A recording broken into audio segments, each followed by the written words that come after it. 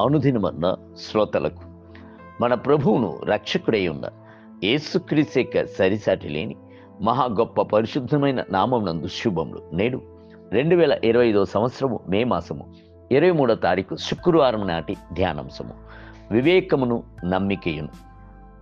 సామెతల గ్రంథం 16వ అధ్యాయం 20వ వచనం నందు ఉపదేశములకు చెవియొగ్గువాడు మేలు నొందును, యెహోవాను ఆశ్రయించువాడు ధన్యుడు.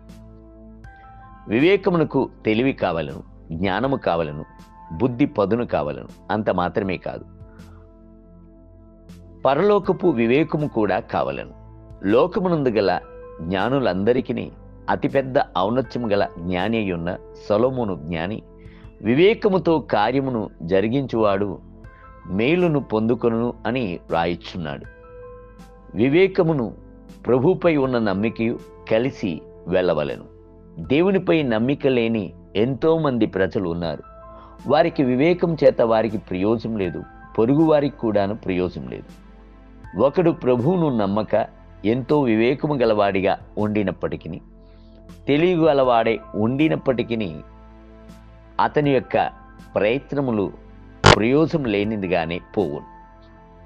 నిజమైన వివేకము అనున్నది అతడు ప్రభువు మీద ఉంచి ఉన్న నమ్మిక ఎందే ఉండును.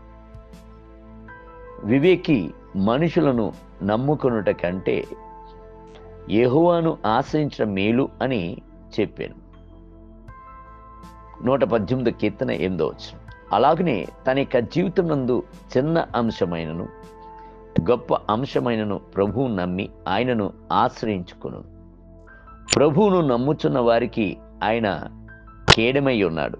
వారి యొక్క నమ్మిక ఎన్నడూను వ్యర్థము కాదు. రాజకీయ నాయకులు మిగుల ధనవంతులై ఉందురు, తత్వజ్ఞానులు తెలియగలవారై ఉందురు. అయితే వారి యొక్క జ్ఞానము, తెలివి, మెదడు, చదివిన చదువు మొదలగునవి అన్నీను మరణించిన తర్వాత ఎక్కడికి వెళ్ళును? మన్నుకును, పురుగులకే కదా ఎరగును. ప్రభువును నమ్మనివాడు నిత్యత్వమందు ఎక్కడ గడుపును?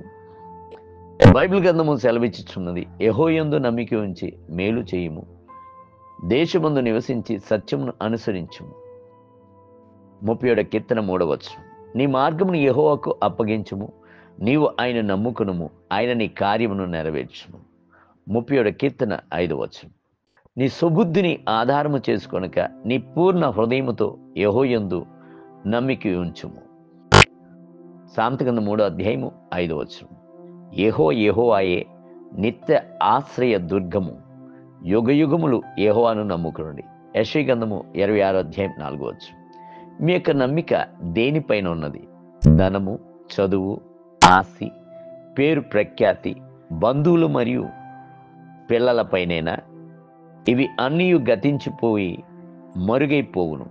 ప్రభువుపై నమ్మిక గలవాడే నిరంతరము నిలుచుండు.